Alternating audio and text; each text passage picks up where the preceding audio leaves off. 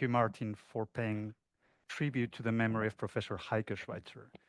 It is, of course, for many of us heartbreaking to be in this situation. It is particularly heartbreaking that this situation comes so early, that I find myself giving this keynote so early in time, but I think one finds comfort in the fact that I think her memory is being honored in such a way. And you will agree with me, Martin, that this is work in progress. I think inevitably we'll find ourselves paying tribute to Professor Heike Schweitzer in the many years to come. And I don't think it will be a particularly difficult task, at least from my perspective. I don't think I'm the only one who finds themselves thinking of Heike pretty much on a regular basis. I think whenever there's a new legal development coming up, whenever I am working on a paper, I think of Heike pretty much inevitably, right? So then, and I have to say that peer review is something that is very useful, is something that is very necessary in our profession, but I don't think peer review will ever come close to what I call the Heike test. So then, as a former supervisee of Professor Heike Schweitzer, what would Heike think? It's still the most valuable benchmark that I use to test whether or not my ideas make sense, to test whether or not it is worth pursuing a particular project. And as I say, I don't think this will ever change, etc. But I think I agree on one point with Martin, and I think when I look back at her legacy and when I look back at my interactions with her, you came up with the right word, Martin, I would say. So the immediate word I came up with is gratitude. It's gratitude for a number of reasons. So then one thing that comes to mind immediately, I would say it is particularly valuable as a PhD student, is her open-mindedness. So it was never really an issue whether or not we agree on something. And whether or not I pursued a particular school of thought or anything was always beside the point. So what mattered from Professor Schweitzer's perspective is whether the analysis was rigorous enough and whether the outcome was a high quality outcome. All of the rest was irrelevant. And I think this open-mindedness came hand with hand with her deep convictions about competition law in general and about competition policy in particular in a social market economy. So the two came hand in hand, and I think it is precisely because she had these deep convictions that she was open-minded and that she would be able always to engage with other scholars at a very high level. So a memory that comes to mind all the time, and it comes to mind now, is her exchanges, for instance, with economists at the European University Institute. I distinctly remember her asking extremely precise and probing questions to economists on particular points of law. I don't think there are many lawyers who are able to engage with economists at such a high level. And that is just an example, right?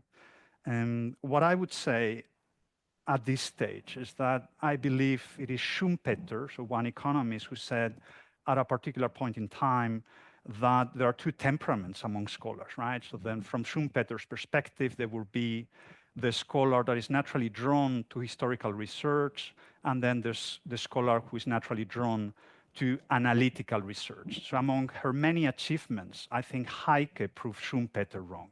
I think Heike is the perfect example of someone who is as good when it comes to performing research of a historical nature, but also of an analytical nature. I think those who are familiar with her work know how much she enjoyed research of a historical nature.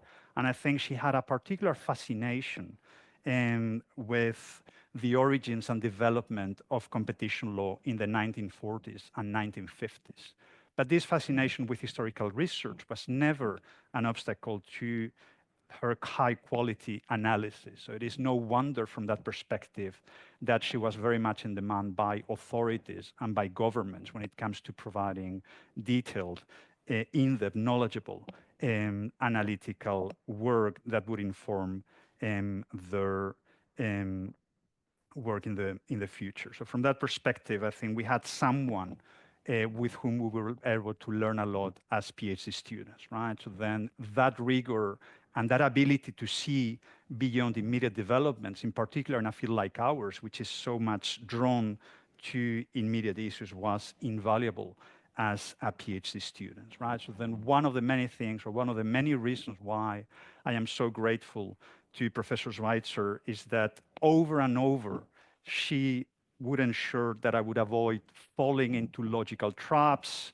and that I would avoid engaging in sloppy thinking, right? I could give many examples on that front, but for today I have chosen one particular example, which is that of ordoliberalism, right? If we look at sort of Anglo-American legal research, what transpires immediately is that ordoliberalism and the ordoliberal tradition are very much misunderstood by Anglo-American scholars, right? And I have to say, had I not studied under Professor Schweitzer's supervision, I would be falling into the very same traps, right? So then that was particularly useful, and it's the reason why I am focusing on that particular aspect for the minutes that follow, right? So there are many traps into one may fall when engaging with ordoliberal thinking. So one potential trap is to think of ordoliberals as a relic of the past. So then as creatures of legendary times that are not relevant in today's world.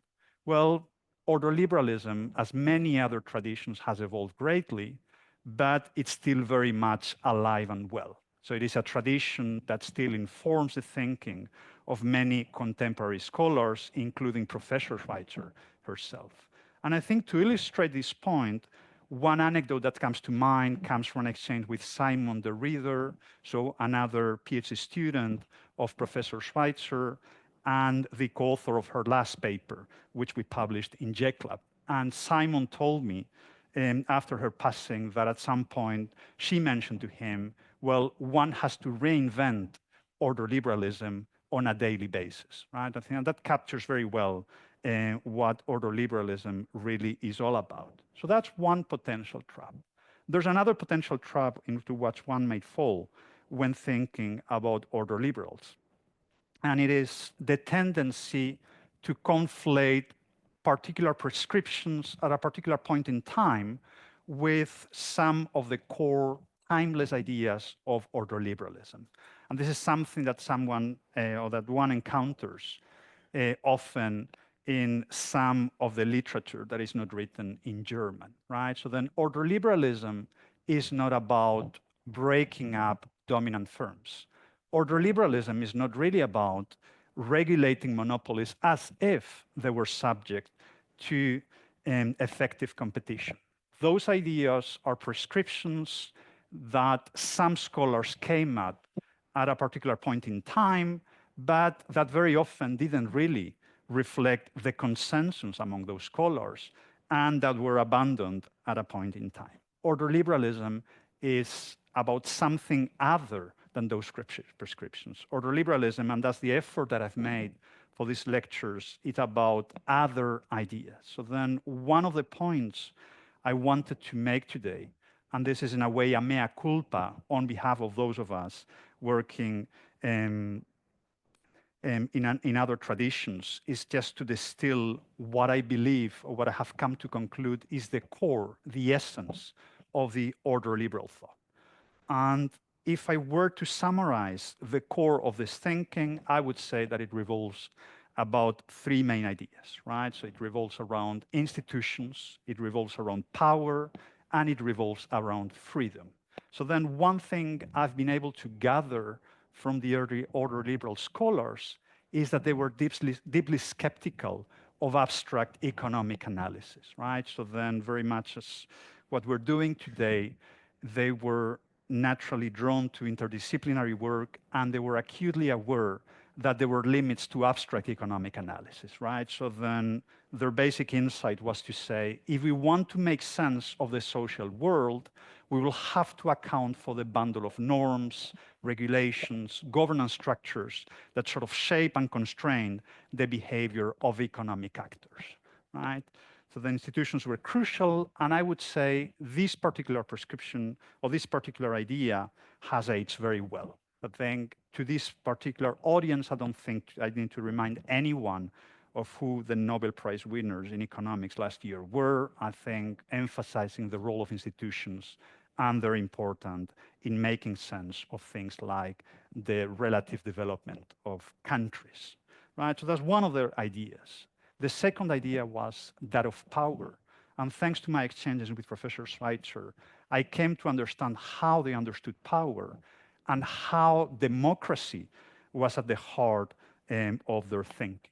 Right? So then what I've come to see at a time when we're very much discussing democracy and its relationship with competition law is that they placed antitrust at the heart of their agenda precisely because they realized that powerful firms could take over the role of democratically elected bodies. So if we think of a dominant firm or a monopoly, in effect, this dominant firm or monopoly could regulate an industry as if it were a government. And from their perspective, intervention was necessary to rebalance the relationship between public and private power. And inevitably, over time, a key element of the economic constitution would have to be precisely robust antitrust enforcement. And then comes the third element, which is that of freedom. Again, sometimes misunderstood, but incredibly valuable. So then from the perspective of ordoliberals, and this is something that transpires quite clearly from the work of Professor Schweitzer herself, is that competition is valuable, not just because it leads to allocative and productive efficiency. Competition is valuable in and of itself, right? So then the ability to enter a market, the ability to compete within a market, freed from the constraints coming from public and private power, was considered to be valuable in and of itself. But here comes the warning. Contrary to what is sometimes suggested, ordoliberals were acutely aware of the importance of efficiency. Nothing of what they said was inimical to the ideas of efficiency. They were sophisticated scholars, and the early ordoliberals, nothing changed ever since.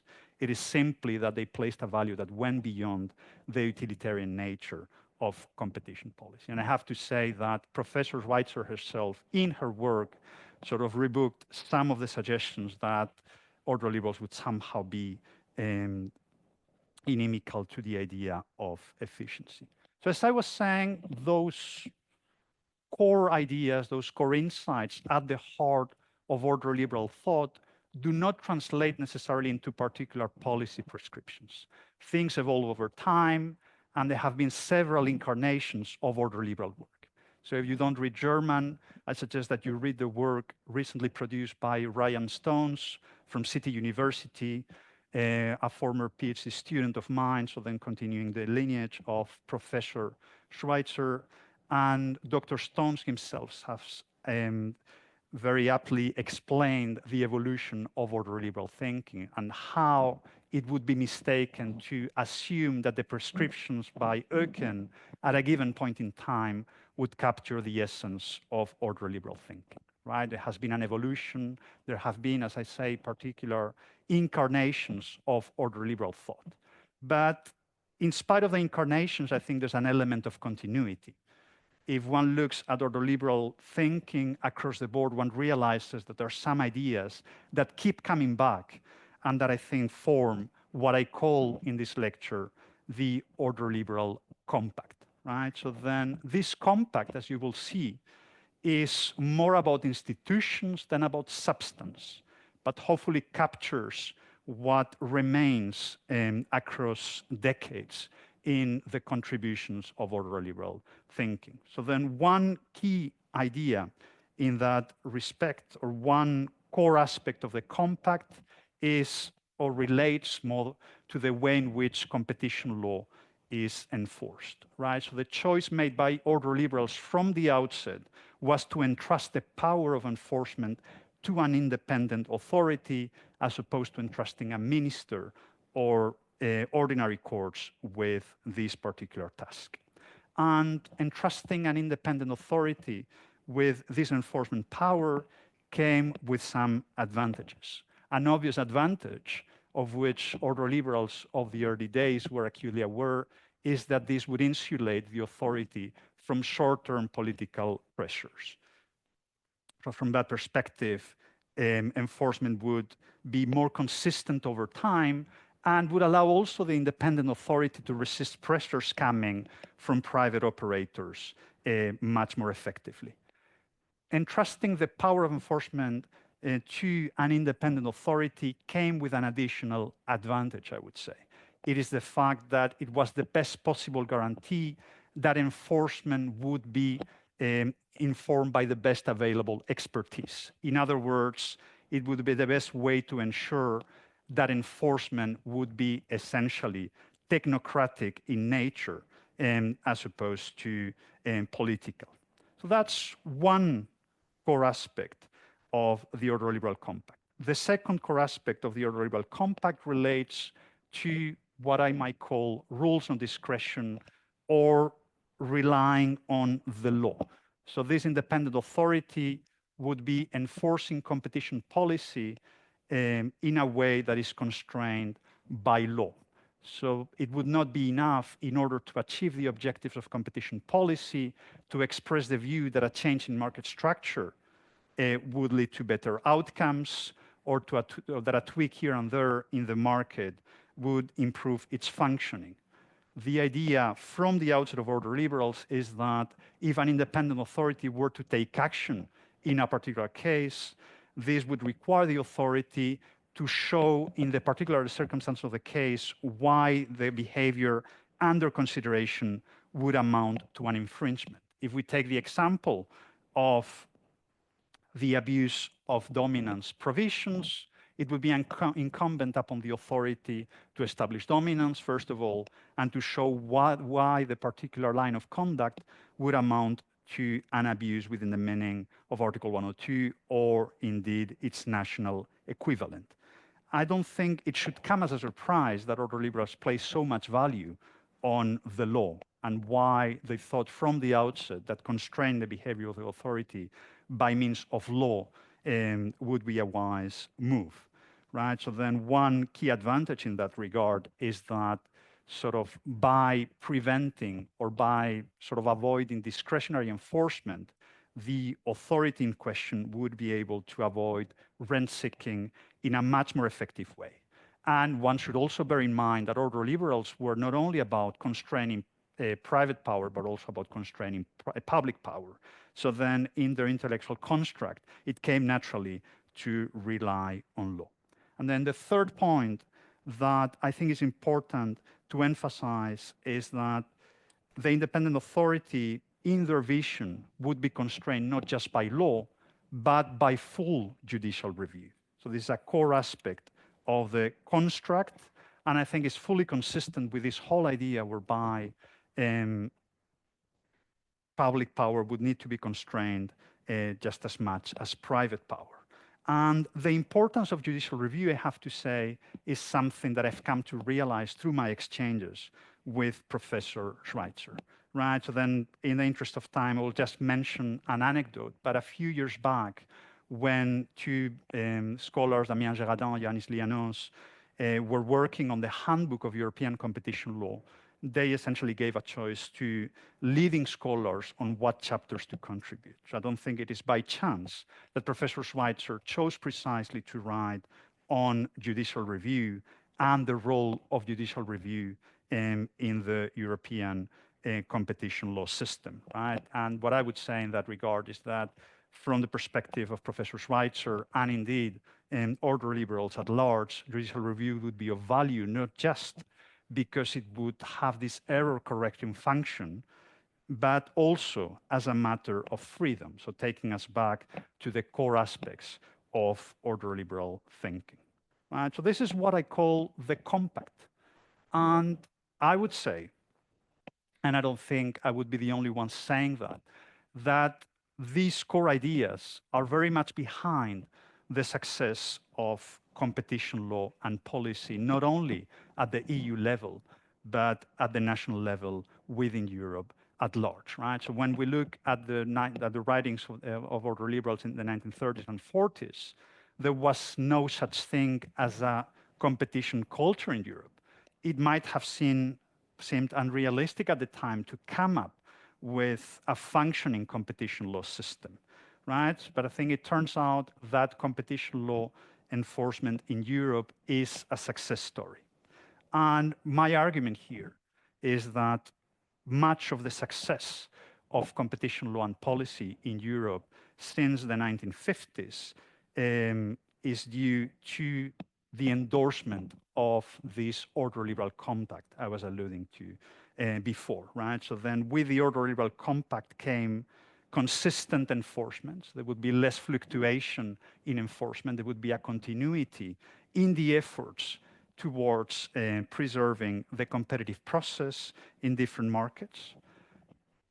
The Ordoliberal compact also contributed greatly to the credibility of the system, right? So then the fact that enforcement would be essentially technocratic in nature, the fact that enforcement would be insulated from short-term political pressures meant that the different economic actors and other jurisdictions around the world would take enforcement by the European Commission and the Bundeskartellamt, among others, seriously as credible. And that, I mean, from that perspective, I could perhaps add a fourth aspect behind the success of this Ordoliberal compact, which is the fact that it became very exportable, right? So then the Ordoliberal compact meant that whenever there was a jurisdiction somewhere else in the world looking to implement a proper functioning competition law system, these other jurisdictions were naturally drawn to the European model, if only because it was most stable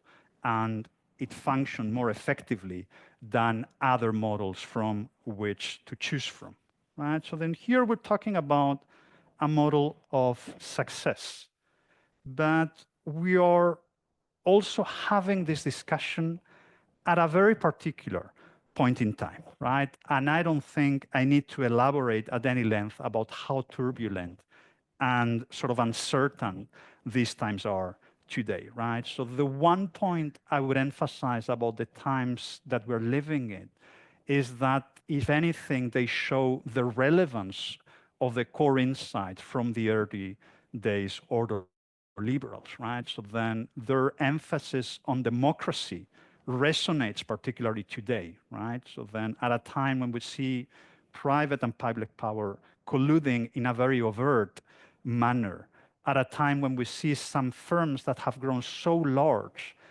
that they cannot be effectively regulated by the nation state, that in order to tame effectively the powers and firms, one needs intervention at a supranational level, one may think, well, Ordoliberals have been vindicated overall, right? So their basic insights sort of have passed the test of time, right? But the interesting thing, and the dialogue I want to start today, is that precisely at a point where one could say that more than ever, Ordoliberals have been vindicated, we seem to be moving away from the Ordoliberal compact, right? So then where Ordoliberals saw competition policy and as an essentially technocratic venture, we now seem to be moving to a different model, one that is more or can be depicted as a democratic venture, where Ordoliberals saw law as a valuable constraint on public power, as an effective check on the unfettered exercise of public power. We now see here and there law being depicted as an obstacle to the attainments of some of the objectives of competition authorities, where judicial review was seen as a valuable safeguard and of freedom and as one mechanism to ensure effective and correct enforcement. Now we see judicial review being presented as something that might have a negative impact on effective enforcement by competition authorities. And it makes sense that perhaps I elaborate on some of these ideas at some length. So then one of the most intriguing, for me as a scholar, developments among commentators of the past few years is how technocratic competition law is being challenged here and there, right? So then that's a fascinating development from a number of perspectives. But that we essentially see is technocratic competition law being presented as being excessively narrow and too insulated from the real world, right? So what we see, at least in the literature, increasing calls for competition law to take into account of wider considerations and for competition law to incorporate the concerns coming from the political landscape at any given point in time. So I think we've all seen discussions about sort of changing competition law so that it embraces industrial policy, so that it embraces competitiveness, or that it moves so as to take into consideration sustainability or perhaps employment rights, right? And what is interesting from my perspective is that these developments appear to suggest that the legitimacy of competition law is changing, right? So then from an ordoliberal perspective, competition policy would derive sort of legitimacy from expertise. Now we see, well, competition policy should derive its legitimacy from its alignment with democratically elected institutions. So that's one key fascinating development that perhaps may come across as too abstract, but I think even in the most technocratic aspects of competition policy, say market definition, the assessment of horizontal mergers, we see these ideas sort of permeating some of the assessments. Just to give an example, well, we may have to rethink, for instance, some say, how we assess horizontal mergers. And if a horizontal merger is positive from a competitiveness perspective, or if a horizontal merger is positive insofar as it may allow the merging parties to gain scale in a global landscape, well, then so be it. Then the merger should be allowed, right? So that's one key aspect in which I think debates and the zeitgeist, if I might say, is moving. Another aspect in which things appear to be moving relates to judicial review, right? So I think perceptions of judicial review seem to be hardening, or at least this is my impression. So it has become almost de rigueur, for instance, to talk about the Intel saga and to say, well, 15 years, if not more, have passed since the original commission decision and the saga is still ongoing. And the perception is, well, this is an example of a failed system. And this is an example of a system that may mean that intervention is dragged on forever and by way of consequence is never effective. So one shouldn't be surprised to realize that there have been some proposals to relax or to reduce the scope and intensity of judicial review. And I have to say some of these proposals have found their way actually in some legislative developments. And I think that reflects very well, I think, the changing times and attitudes vis-a-vis judicial review, right? Then what I would mention in this regard is that, well, attitudes towards judicial review may be changing. There may be growing skepticism vis-a-vis judicial review, but it is not the case of all authors, right? So then I am reminded as I speak of the Competition Law 4.0 report that was prepared, among others, by Professor Heike Schweitzer, right? So then advising the German government, well, where should we be moving forward in terms of competition law and policy? And it will always stay with me that in that report, it was explicitly mentioned, well, judicial review should remain untouched, right? But this by no means reflect the consensus nowadays. So there has been a change from that perspective, right?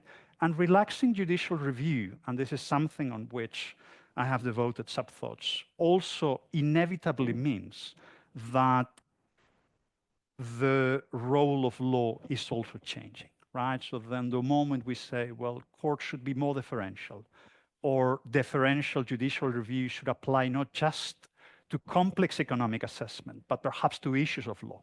We need to give some leeway to the independent authority when it comes to interpreting the law.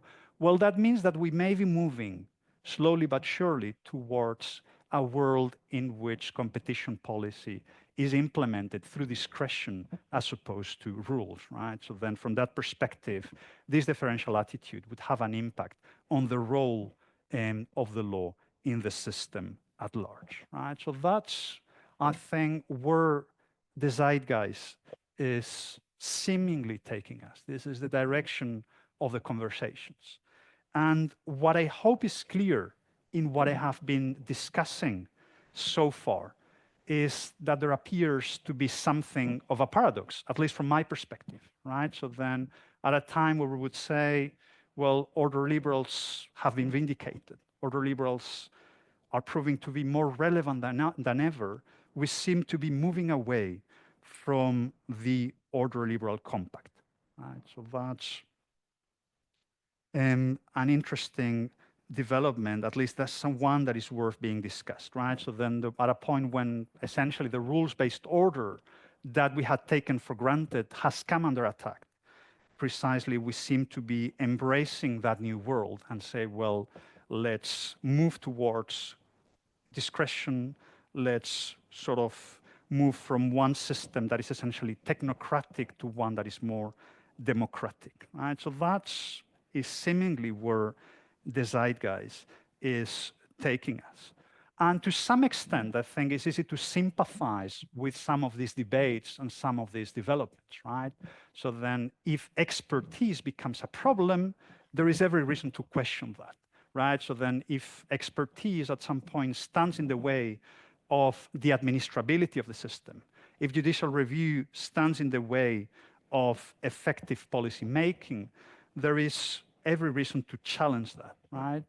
But having said that, I think one should be acutely aware of some of the consequences of moving too far away from the core tenets of the order liberal compact. And this is what I plan to discuss in the few minutes left that I have, right? So then if we take together sort of to its logical consequences, the move away from the order liberal compact, we would essentially be moving towards a system that is driven by discretion, that is informed by a multiplicity of different objectives, and one system in which courts would defer to the judgment of the independent authority, right? So then what would be the consequences of this move taken to its logical consequences? I think we need to be acutely aware of those, right? So then one potential consequence is that enforcement might inevitably become less predictable,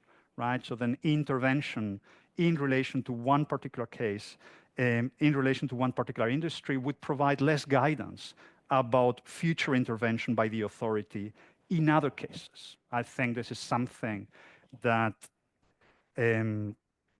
would be a logical or sort of easy to foresee consequence. I would make another point that it's perhaps counterintuitive, but it's no less important, right? So then discretion or increased discretion in the hands of an authority may be seen as tempting in the short run. So then more discretion means more scope to experiment, means less constraint from the side of expertise, from the side of courts, etc. So one could say, well, more discretion might lead to more effective enforcement. But this is where I would come with a word of caution. Paradoxically, more discretion might in fact weaken competition authorities, right? So then a technocratic system that is bound by rules means that authorities might be able to withstand pressure from public and private power much more effectively. The moment we inject a multiplicity of goals, the moment we start or we introduce in the conversation issues such as competitiveness or industrial policy, it may be much more difficult for an authority to withstand pressure, right? So then from that perspective, I think it is worth being aware of the implications of growing discretion, right? So then, and for the same reason, a move away from the order liberal compact might have actually reduce the credibility of the system, right? So then part of the power of technocratic enforcement is that it is much more difficult to challenge, or it's much more difficult to criticize as being politicized than others. But the moment, of course, we move away from a purely technocratic regime and so on, then criticism becomes more credible, and then competition policy may come into the mix and sort of may suffer the fate of other policies, right? So then those are the points to be aware of, right? So then I guess the bottom line in that regard is that, well, perhaps we have moved to a system in which the old-fashioned technocratic rules-based model is no longer credible, right? So perhaps we have moved in that direction, perhaps the ship has sailed, and so on.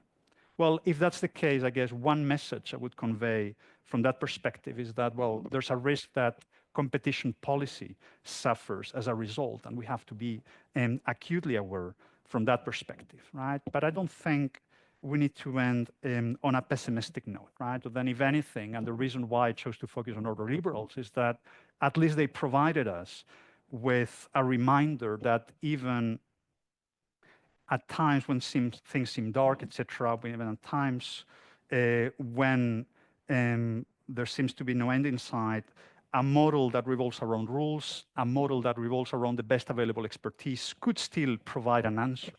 And I think my sense is that many of us will still sort of be reminded of the eternal lessons of ordoliberals from that perspective. And I think if there's one person who embodied until the end and these basic lessons of ordoliberals was Professor Heike Schweitzer herself. And as Martin was saying before, she was very much at the forefront of all discussions about how to rethink competition law and policy in order to face those emerging challenges and how to tackle effectively the power of some major players in the digital sphere. But what I realized, and what I realized when rereading her contributions at that time, is that she never gave up on the law, right? So then she was always, or from her perspective, it was always about how to sort of tweak the law and amend the law and ensure that the law would be informed by technological and economic developments to make it work more effectively, to adapt more effectively. But the law was always at the forefront.